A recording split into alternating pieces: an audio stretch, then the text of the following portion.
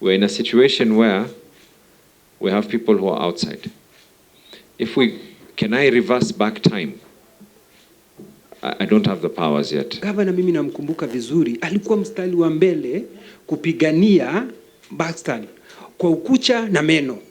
Kwa hivyo siku ya leo sikudhania hata jambo lolote, kwa sababu niladhania sababu ya wale kumpatia kura kwa gavana walijua bila shaka akikalia kile kiti zile nyumba zao watazipata. Imagine the deal for the Buxton estate is 10% for the county government and 90% for the developer.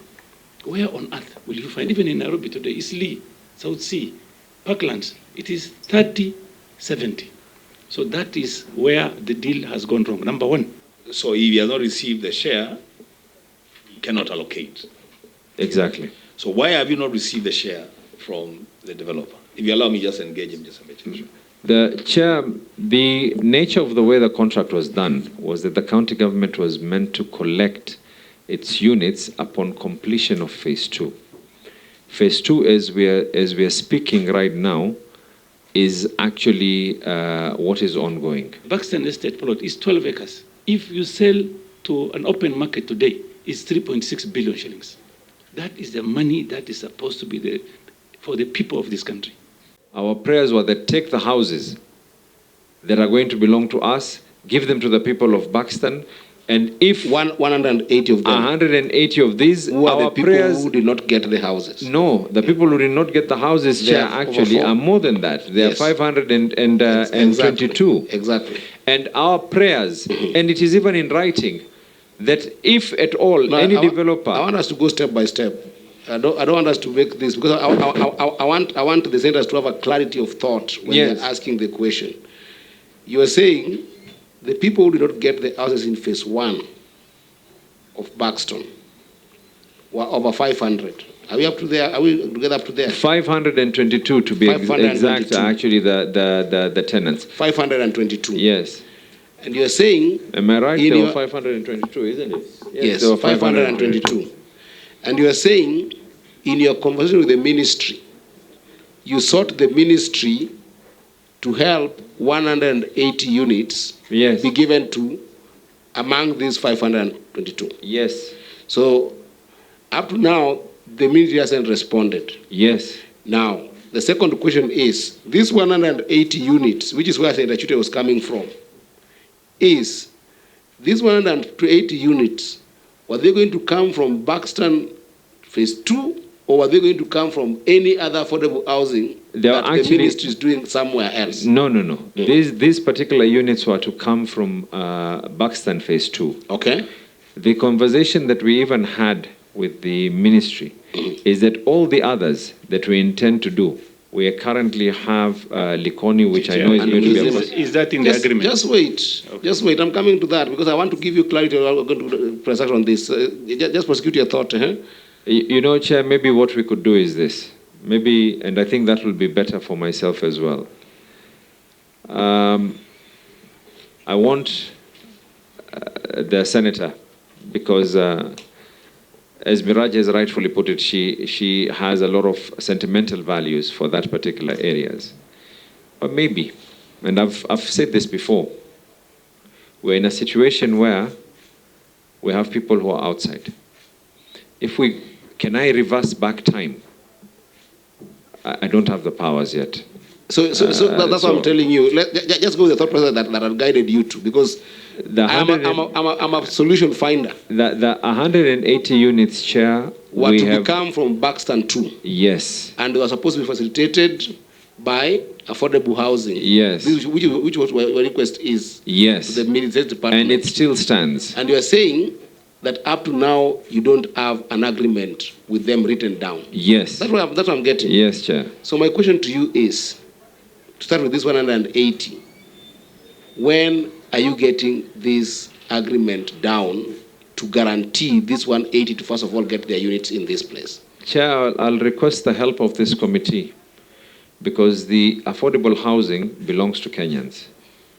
It is not someone's private entity where they're going to choose who and how they want. I will request this committee to equally call in the PS and ask them that the governor of Mombasa has been trying to push this for his people. When are you going to be able to put it and append the signature? Because your answer is as good as mine. The long and short of it. I want to give Senator Ambua something, because this was your agreement. That's why I'm telling you that this was a follow-up on your own agreement with the state. Yes. What was your thought process on the remaining 342 families who did not get their units? The remaining, Chair, one, the developer, I'm aware, also considered, and this was at the meeting that was done with the PS and the CS, that they agreed that even the other remaining, they were going to allow on similar terms with Buxton. However, Chair, in the event that this does not transpire with the developer, the best I can do is the other units that we are going to own with the other estates that we hope to be able to rebuild, a similar agreement to be in place. And that is why we committed the same with my personal signature to the State Department. Senator Ambua. Thank you, Chair. And if I raise an issue that had been discussed in my absence, then you just tell me and I will withdraw. Chair, where I sit, I can only be guided by the documents before me. I'm hearing conversation about 180 units, 330, I don't know what units. The document that I have, which is dated April 2025, on page 3,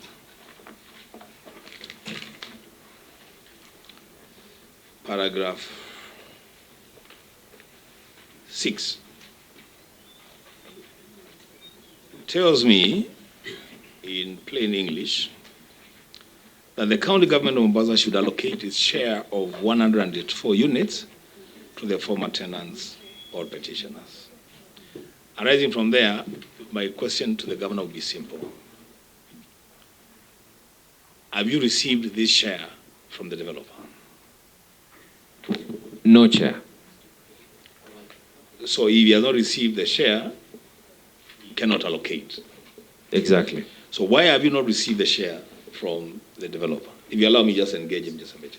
The Chair, the nature of the way the contract was done was that the county government was meant to collect its units upon completion of phase 2. Phase 2, as we are speaking right now, is actually what is ongoing currently. Chair, there's been communication between ourselves. Sometimes it becomes very tough calls. We've had to terminate some of the other contracts because everyone wants to leave a legacy behind. But there was a delay in actually ongoing works of phase 2. And as we speak right now, they have just fully started phase 2.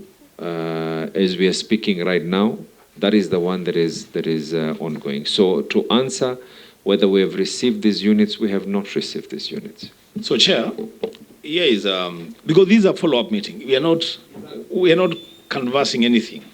We're just following up to ascertain that what we agreed on has been done. And there is something that Governor said that should inform this conversation. The Governor, where he is sitting today, he sat on this committee in the last Parliament on the side of the petitioners, pushing... Actually, I signed a petition on their behalf in the National Assembly. So I'm pretty, like I said, I'm conflicted in 3 ways. 1, I represented them as a member of Parliament. 2, I actually, was with them during this whole process. And 3, I know for a fact that they actually voted for me. So, because this is a follow-up meeting, Governor, through the chair, I'm hearing something new today, that the former tenants are supposed to benefit from phase 2 and not phase 1. I'm hearing that today.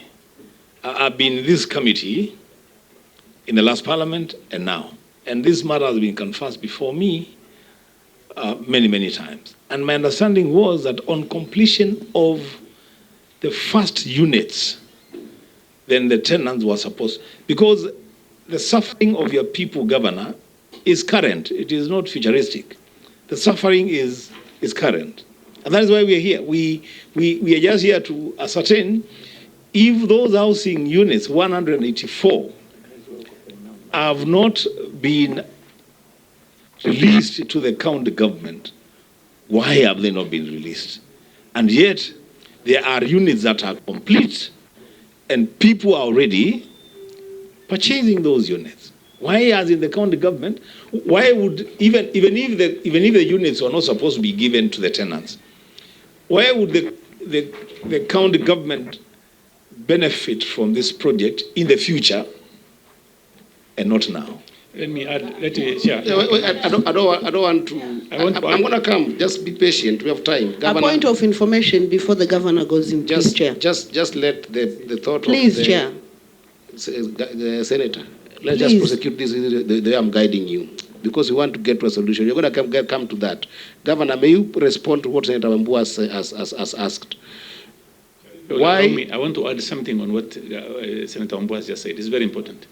You know, if I open for you, then I'll have to open to Senator Miraj. But that's we will not get to the bottom of this matter. Senator Miraj, go ahead. Because, Chair, the units we are talking about, they were the allocation to the county government. Apart from the 180, there was supposed to be first priority to the former tenants. So we have a separate 500 plus units for the former tenants, apart from the 180 that was supposed to be allocated to the county government of Mombasa. So I think it is only fair that we don't mix the two. Chair, let me, because I've been in this committee since Buxton issue started. If you can remember, the governor for Nairobi, Governor Sakaja, was before this committee 2 weeks ago. And if you can remember, the deal between his housing and developers are 30% for the county and 70% for the developer. Just imagine. And I want to thank our governor here. He has fought for these people. I don't know what changed now. All of a sudden, things have changed.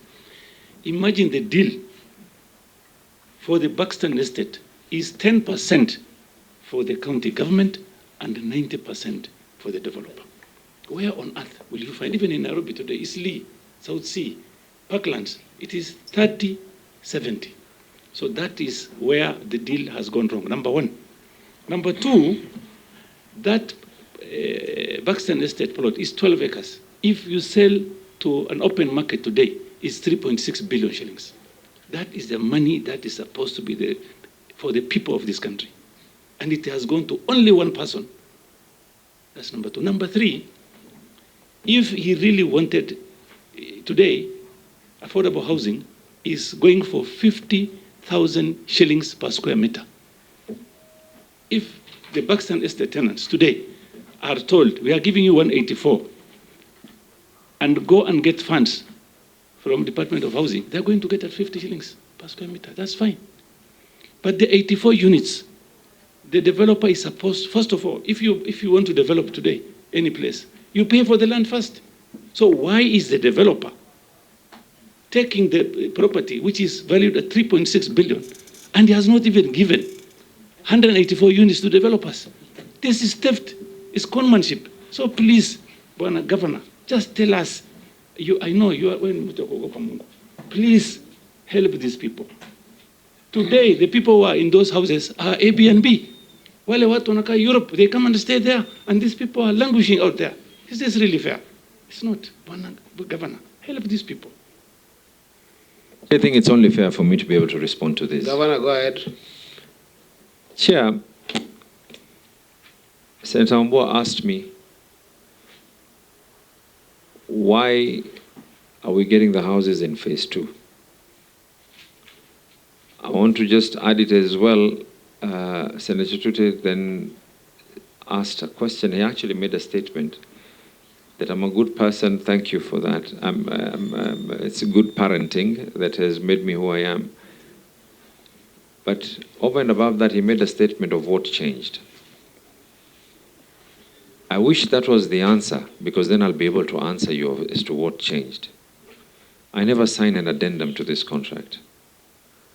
There was never an authority to sign an addendum to this contract. This is a contract that was signed in 2016. In 2016, Senator, and I'm only saying this, not that I'm not taking responsibility as currently so that to fix the problem, but just to rectify, because the word he used is what changed. It would have changed in the event that I'm the one who did an addendum, but this contract was actually signed in 2016. That particular contract, when it was signed, the agreement was that the houses were going to be available in 2 years. That means by 2018, houses would have been there. The works did not take effect. An addendum was actually done in 2022 to the same effect. So, Chair, I hope that is now clarified. As to whether the people who are living there, do I know whether they're Airbnbs? I'm not a user of Airbnbs, especially in my hometown, so I wouldn't know. I'll save you that, Governor. I don't. Let me. But I just wanted to clarify, Chair, I get what with a lot of humility. Just 1 minute, Governor. With a lot of humility, Chair. Governor. With a lot of humility, Chair. Governor, just 1 minute. Thank you. So that I can guide this meeting, okay? This is a very serious and emotive issue. And I am the new chair of these transport, roads, and housing. My mind is clear of what must be solved. I will not take us through a wild goose chase. Okay? The members who have spoken here also know that this matter has been in this committee for so long. The reason why I'm in this committee is to make sure that justice can prevail for all stakeholders involved. And therefore, I want to caution us that we must focus on the problem that is existing so it can be solved for once and for all. And what I want here, Governor, I don't want us to have a meeting here that we will leave here without having concessions. And I'm urging members, this is why I started the meeting, the way I started it. The concessions here must be that the 522 people and families who did not get their fair share of what happened to be Buxton 1 must find a solution to get their housing. So I want us to be progressive, that we have identified, of course you proceed 180, but in the document that Senator Wambua, that's why I was prosecuting what Senator Wambua had raised, that there was a commitment that the 180 units that were to be given to the county government, okay, will be given to the household that did not get the housing in the first phase of Buxton. Where we are now, the truth is that first phase, the 522 families did not get houses, isn't it? Yes. And cannot get houses in those. The second phase has come. We must be able to come to an agreement and a commitment that I want from this committee, that those 184 will get and must get. And then the second issue will be, we have got still 342 families who are not catered for in the second phase, which I want a commitment from the county government and stakeholders involved of what becomes of them. That's the conversation. Every other thing does not benefit these families that have suffered for long. And I want to beg us to go that direction. That talk about what Senator Wambua asked you. Tell us, if they did not get in the first phase, is there a guaranteed document between you and the developer that guarantees that 184 of them will get? Chair, the document between ourselves and the developer is that the county government of Mombasa will be receiving those units. Okay. The commitment that I have given, appending my personal signature, just to show the seriousness on this matter. Ideally, a letter would actually be signed by either the county secretary or the CEC in charge, just to show the seriousness of this matter. I personally appended my signature confirming to the ministry that we want them to take the units, and the wording that I used in that letter was actually so clear, Chair. If you allow me just to read for you verbatim, in this estate, the county has existing tenants who deserve the opportunity to own the new houses on a long-term tenancy purchase scheme that will enable affordability for this select group. The reason why I even appended my own signature to the PS for housing is because of my personal commitment that I want this to be done and over. That? There is a letter, Chair. This is a letter that we wrote from 4th of October, 2023. It's not paginated. Okay, I got it. Go ahead. Chair, I have even gone ahead in this same letter.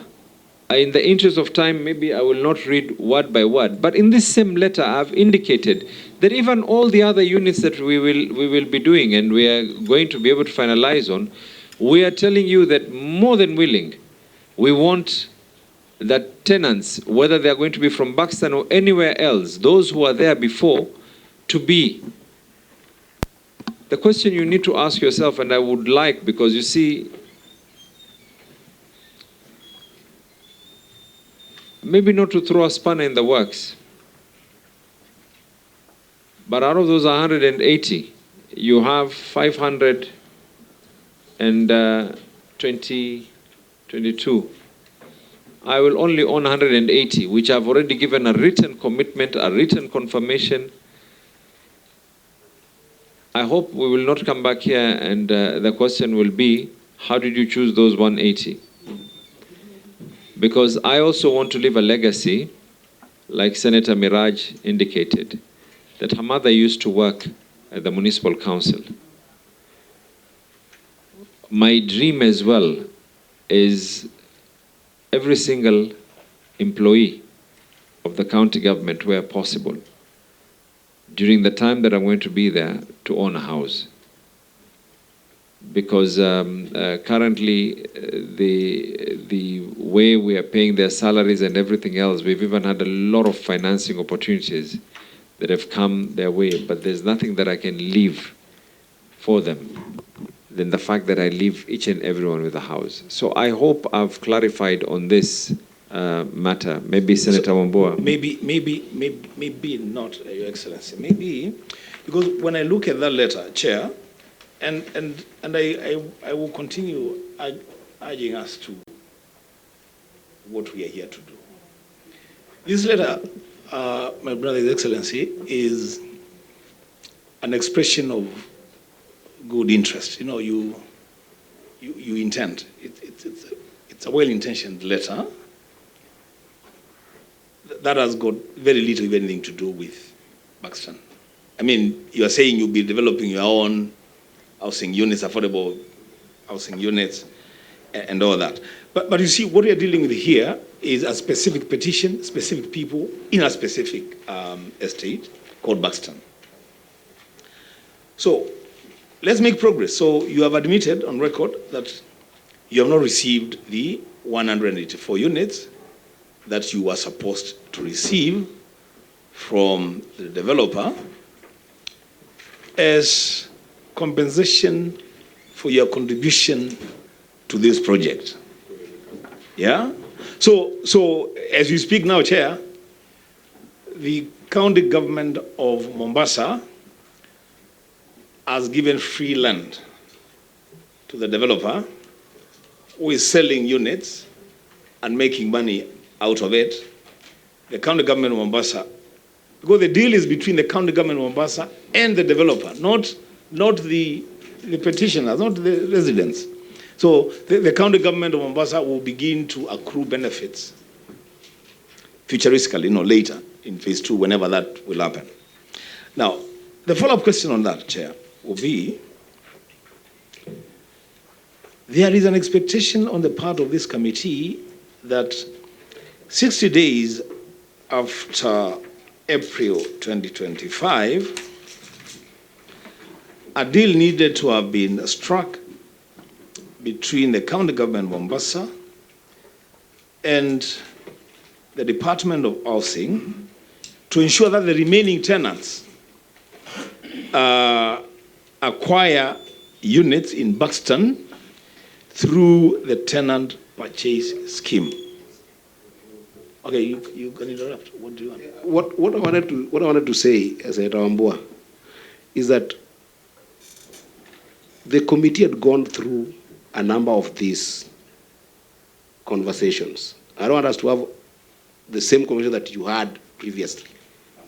I want us to have a solution conversation, which is why if you read that the way these letters were informed, for instance, the question of whether the national government and the county government of Mombasa have come to an agreement, we have established that they have come to verbal conversation and agreements that are not there, that then we need to solidify. Are we together there? Because if you go back to the conversation that you had had before, then I will not be helping the people who did not get housing. Just a moment. Chair, I find it difficult to wait a moment because you did not even wait for me to ask the questions I was asking. I don't know why you are concluding. I'm just, where the governor has admitted on the query number 1 that you have asked him, whether they have made a concession with the national government, state housing for department, and he has told you as a committee that they haven't.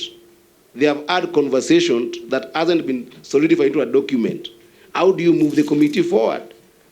1, you require a timeline for which they must be able to make that concession, but I'm also giving an opportunity that is practical, that we have got the state housing department coming before us on 2nd, that this must become and I'm asking whether it can become one of the issues that we canvass. You get me up to there, Senator Wambua? I think let's make progress. That's fine. Senator Kinyua?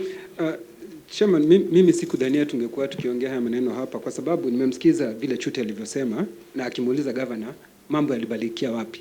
Kwa sababu governor mimi namkumbuka vizuri, alikuwa mstari wa mbele kupigania Buxton kwa ukucha na meno. Kwa hivyo siku ya leo sikudhania hata jambo lolote, kwa sababu niladhania sababu ya wale kumpatia kura kwa governor walijua bila shaka akikalia kile kiti zile nyumba zao watazipata.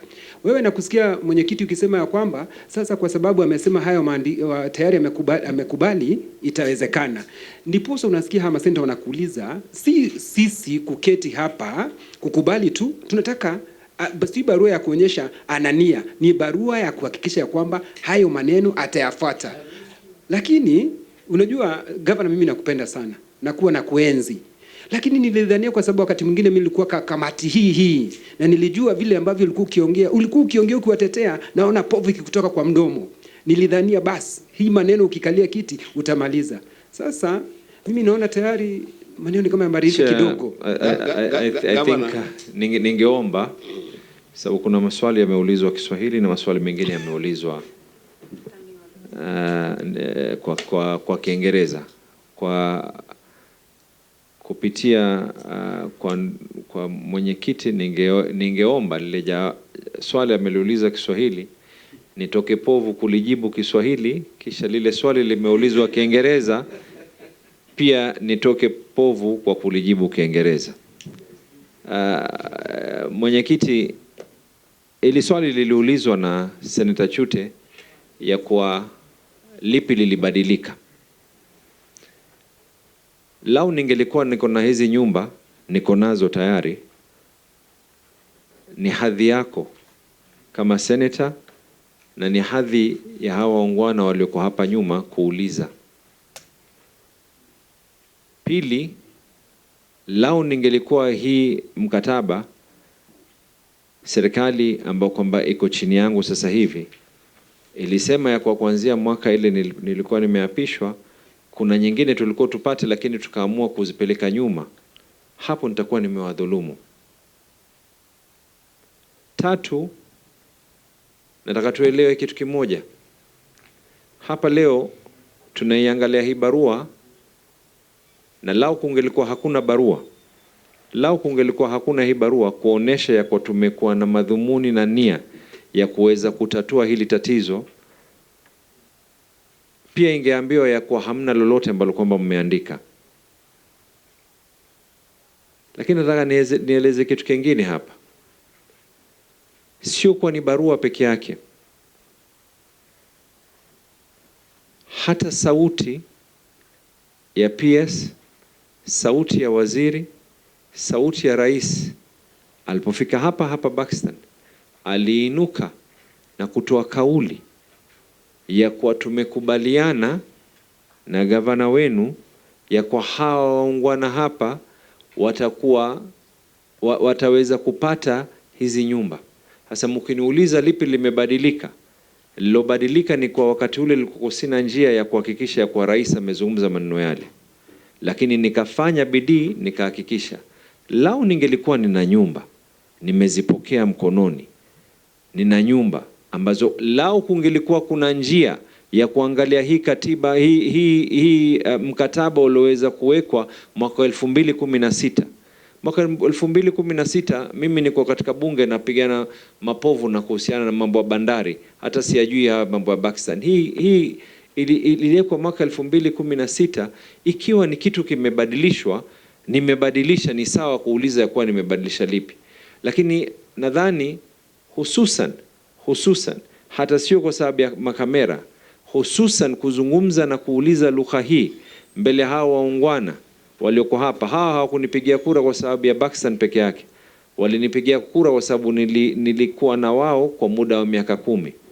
Na leo hii nataka kutoa uhakikisho tena, mwenyekiti, ya kwa nikishaweza kupata zile 180, kuna na zaidi ya kusema ya kuwa kando na zile ambazo kwamba ni za Buxton, nyingine zote ambazo kwamba zilioko waweze kupatiwa nafasi kuchagua, je, mwazitaka hizi ama muzitaki. Lile ambalo kwamba umeeleza wewe, na pengine niweze kuzungumza jambo hili kwa sababu Senator Wambua pia amelizungumza chair, na naomba madakika tu.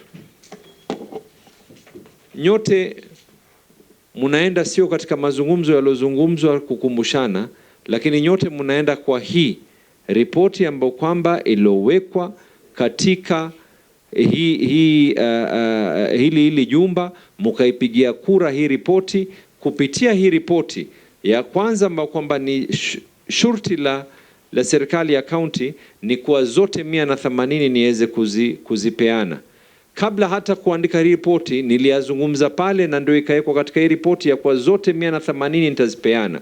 Pili, ya kwa ikiwa kuna zozote nyingine ambazo tutazipata tuweze kuzipeana. Tayari nishawaambia na nishaonesha barua ya kwa tayari tukishaweza kuzipata nyingine zozote tutazipeana. Tatu, hapa kumewekwa ya kwa muda wa miezi 6 baada hii ripoti kuweza kuwekwa, muda wa miezi 6 ni kuuliza kati ya National the Ministry of Housing na serikali ya kaunti ya Mombasa waweze kuyamaliza haya. Unless kungelikuwa lugha ya Kiswahili substantive motion sielewi, lakini ingelikuwa kuna motion kama hiyo katika kamati hii kuzungumza kuhusiana na hawa ambao kwamba ni watu wa housing. Ni sawa mwenyekiti ulivyotoa amri watu wa housing waje hapa na waseme hapa. Hata mimi pia nitakuwa ni mwenye kulala kwa usalama, kwa sababu tatizo la nyumba sitaki kulitatua kwa sababu ya Buxton peke yake, lakini ni juu ya Buxton. Kwa hivyo kidogo tuweze kuanza kuelewana. Unajua, ukizungumza lugha what changed, lipi lilibadilika, niambie ni nyinyi ni lipi ambalo kwamba ningelifanya zaidi. Ningelikuwa na uwezo wa kuchukua simiti na mawe kuyaregesha nyuma, kuregesha tena ile reverse, ningeweza kuyafanya. Lakini surely kama kiongozi mimi jambo langu ni moja, either niangalie tatizo nijaribu kuangalia njia ya kulitatua, ama niangalie tatizo kazi yangu sasa iwe ni kama wale wengine, kazi yetu tunalia. Mimi natafuta kutafuta suluhisho, na ukiwaleta wale, na nimesema zaidi pia na wakaribisha kamati ije Mombasa muangalie kwengine kote tunapojenga. Governor, because of time, I want to give you an opportunity. I always wear the blue hat. The blue hat is focusing on what we must achieve, why we invited you here. And what we invited you here was just to give us an update of between your relationship within this context with the national government on the affordable housing equation that was supposed to solve this. And my mind is clear that you have stated a time without number, that you have had a myriad of conversations with the state housing department that hasn't fertilized into a document. And I want to tell the clerk that, and senators, if you allow me, this is the biggest takeaway, that we must then, because I want to be additive to conversations that had gone through this committee and had gone through Parliament. That's why I was saying that I don't want to have a conversation that you had had maybe in this committee before I came, but the report that the governor is referring to came to Parliament and we voted on it. And the solutions that were prescribed there is what this committee is following on. I want to make that very clear. So among them is this issue of solidifying the agreement between the national government and the county government, which hasn't happened. And Governor, the first responsibility is on you to solidify that agreement. True or false? That is true. And I want to request you that in the next 7 days, committee, if you allow, you must be able to follow up with the State Department on that agreement. Because I'm informing you, just wait, just a moment. There is something you're rushing, Kidogo, Chair. Please. Senator Chute, we must get to conclude these three issues, because we face the danger of not going to the House on time. Chair, let me ask you one question, please. Yes. What is the responsibility of the Department of Housing in this? What is the responsibility? Is it not financing? Senator Chute, you are asking me a question that you conversed in Parliament and came up with a report on, which is what we are acting on here. Can I help? Okay? Unless you did not read the agenda of the meeting today, which you are part of. The agenda of the meeting is actually that particular question. Chair, what I wanted you, let me say this. Yes. And I want to, this is was something I'm going to say. I want the governor to tell us, the Buxton Estate guys have missed the first phase. On the second phase, does he have any off-plan program for the 184 units so that we can now talk to the Department of Housing? That is my question. Okay, that question I will let the governor answer. Senator Sifuna, please put yourself on record, and also I think you are a friend of the committee. I don't know. I remember answering hard questions from Sifuna in the last meeting here. Chair, I don't know why you are jittery. Allow me to speak for myself. I'm not jittery. I'm just saying you to introduce yourself and then go ahead. Why I'm here. My name is Edwin Sifuna. I'm the Senator of Nairobi. Yes. A former member of this committee. This report you are talking about, I'm the one who tabled it. I understand it in and out. And today I'm just here as a friend of a committee. But Chair, you know, when we guide on how the meeting should be run, you should allow us to guide. Like the problem with Wambua is that he likes to give background before he asks a question. But if you want to get the best of Wambua, frame the time for him. Tell him you have 1 minute to ask your question. It was important for him to ask the question that he wants to ask. So I think that is the only thing I wanted to say. And to say that my understanding of this issue, Senator Chute, if you remember the conversation, that the mistake that was made during the time when they were doing the agreement for Buxton is that there was no provision for a TPS. So the governor has to go and hunt for somebody to give him that TPS. And that is where that State Department comes in. And I am sure, Chair, even if you give the governor a month, I doubt that he can obtain that concession from the State Department, and probably that is the reason why the chair is proposing that let the State Department themselves come and tell us why they have not been able to give this TPS to the government of Mombasa. Because they are the ones collecting our housing levy. The governor does not collect housing levy. They are the ones with the money. So the idea was we find financing from the national government through the housing levy to help the people who wanted these units to get. If you might just frame the question to the governor, the two questions, because I want to touch on them, because governor, it was my feeling that you are suggesting that possibly even in those new developments, if there was opportunity to take care of families who did not get units from the first phase, then it would be important that they could be considered in those two programs as well. That's what I got. Please, why do you say opportunity? He has committed to give 184 units. So in the first two, does he have any contract? Does he have any commitment from the developer that he has got those 184? Senator, you're repeating yourself. He's going to respond to that. That's not up to me. He's going to respond. Chair, allow me, because so that we do not, so that we just finalize. I've said this, I think, like you rightfully put it, this is going to be my 10th time. There's a contract between the county government of Mombasa that we are meant to receive those 180. I'm only governor. 180 units belong to the people of Mombasa. And as governor, my job is to govern on how we can be able to handle these matters. And the resolution that was made was those 180. And since I'm on Hansard, I hope this is on record so that we do not repeat this. I'm reconfirming that those 180 units, we have already offered them to the State Department of Housing so that we can be able, in fact, if you look at the dates before even being called, months before being called, we have been in touch with the State Department of Housing. Chair, actually, there are other letters, more than this, on this same matter. And I'm going to try and get the departments to actually get those letters that we can try and be able to share with you. Chair, there was something else. Before I just jump to the...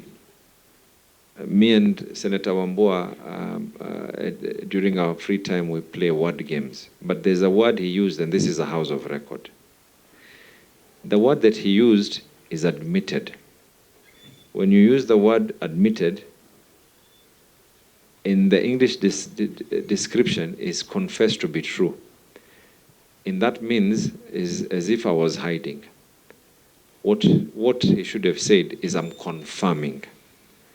And in the process of saying confirming, the English Oxford means I'm firmly establishing. So I just hope, because you see, using the word that I have admitted, it is something to say that I am now confessing. I never hid it in the first place. So I just thought we should be. Governor, the Senate of Nairobi agrees with me. English is quite important. Chair. May you go ahead to the updates on Mzizima and Likoni? Chair, maybe. And of true interest to the committee is how are you handling the current tenants in those two developments vis-a-vis how, and I said opportunity, again, for Senator Chute, I said opportunity because it is you who mentioned, I didn't know. It is you who mentioned that it's possible. Yes, I did.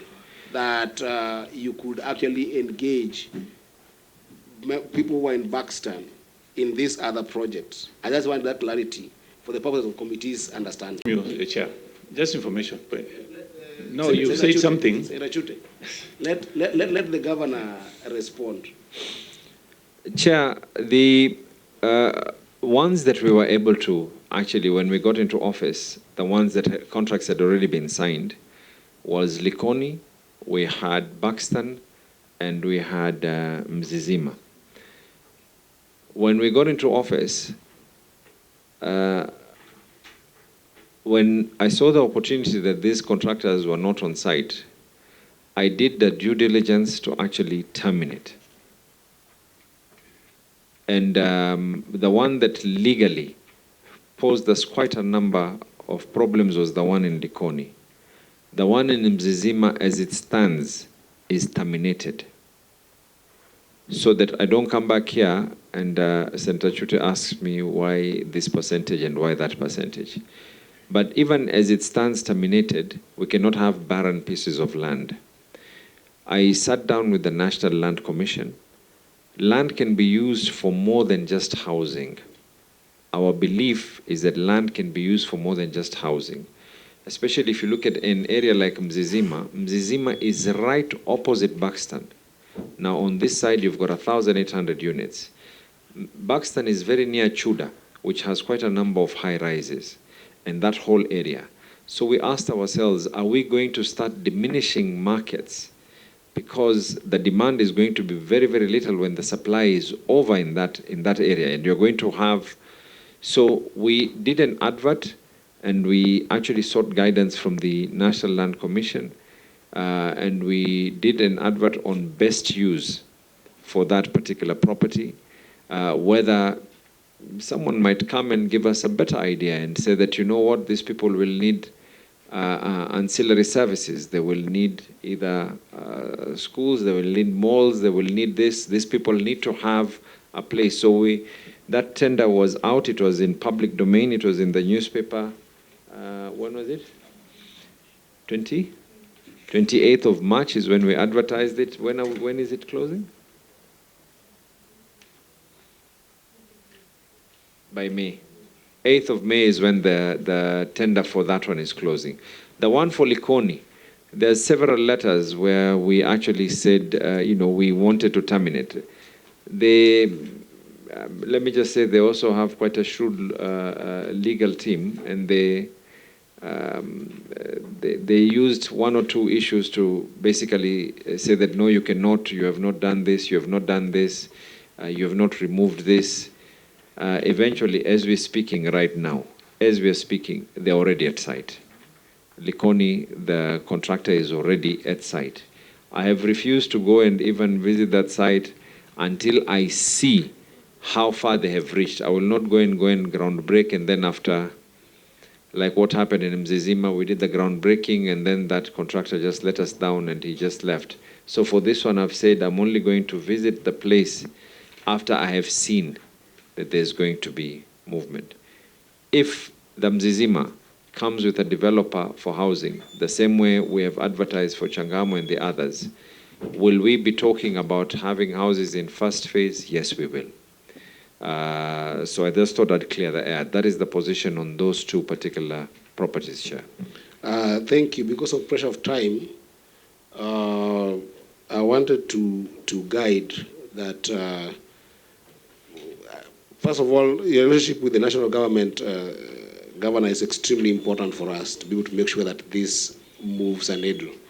So while the committee has got the mandate of following up of this, because it's a matter of document of the House, I want to urge you that in the next 7 days, please reach out to the relevant State Department and see whether you can be able to come up with this solidified agreement. Regardless of what the result is, I wanted to guide that the committee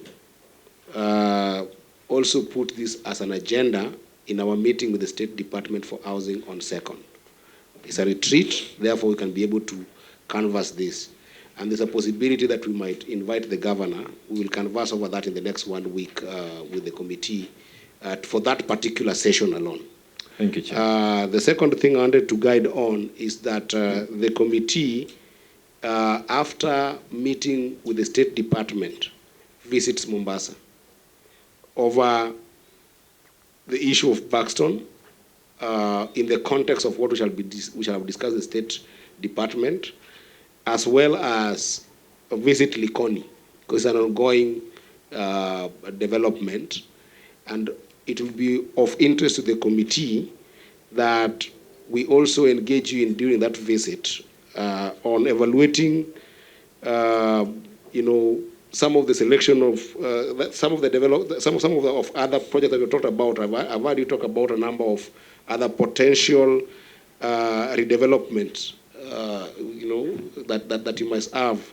So in those subsequent housing projects, I think that it will be proper for the committee to engage with you further on those. Noted. And in the context, primarily, what is the of interest of this committee of addressing the problem of the 522. I know there is a lot of emphasis on the 184, who you already have commitment in the current phase 2 of the development of Buxton. But I am more interested as a chair, and I think that's also not dissimilar to this committee, on the entire people who are affected, which is 522. So we would still want to understand what is your thinking through this redevelopment of the subsequent housing projects that you might have of the 342 who might not be taken care of in the 180. So when we visit, we will delve into that. Is that a good place, committee members, to leave this meeting? Because I do release you on time to go and get lunch and go to the plenary. To add two things on what you've just said. Yes. It's very important. If we can get a copy of an agreement, the agreement on Likoni and Mzima, between the contractor and the county government.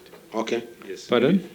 We want to have a copy of the agreement between the developer and the county government. From Mzizima? From Mzizima and Likoni.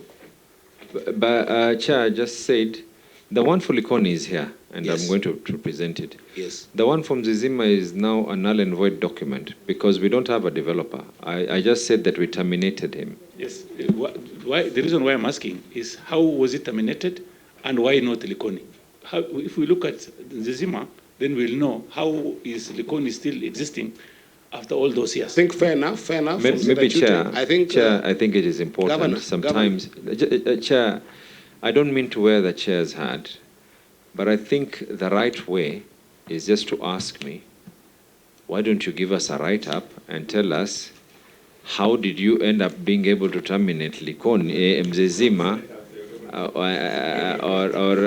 because Governor, I can give you that document, I can give you the Governor, contracts. Governor, It's not a problem. point of order, Likoni Governor. is here, and Governor. I'll present the one from Zizima as well. Governor, I'm the chair here.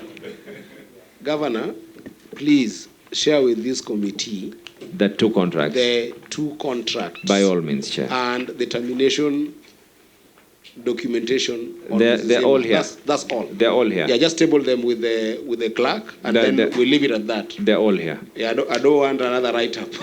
Chair. That said, I'm sorry, members, we are at 2:01 p.m. and we need to actually get to plenary. Governor, I want to thank you for showing up and honoring our meeting today. We were a bit disappointed in the first time we invited you here with the response we got from your office. I was actually We wish you out the of- courage never to have us get such a response in this committee. But that said, we look for more opportunities to engage on these matters when we come to Mombasa. Thank you very much, Chair. Yes. Thank you. With that, the meeting stands adjourned until... Senator Miraji, you seem to have a very burning issue. Can I give you No, 1 nilikuwa minute? nauliza. Yes. So tumemwalika governor katika hicho kikao chetu na wizara tukiwa na PS ama Amesema hatumwalika? tayari. I've pronounced myself on that we will communicate once that is on the second you are asking, right? We will communicate to the governor appropriately given the engagement that they will have with the PS. Thank you. The meeting started adjourned until it will be communicated by the clerk.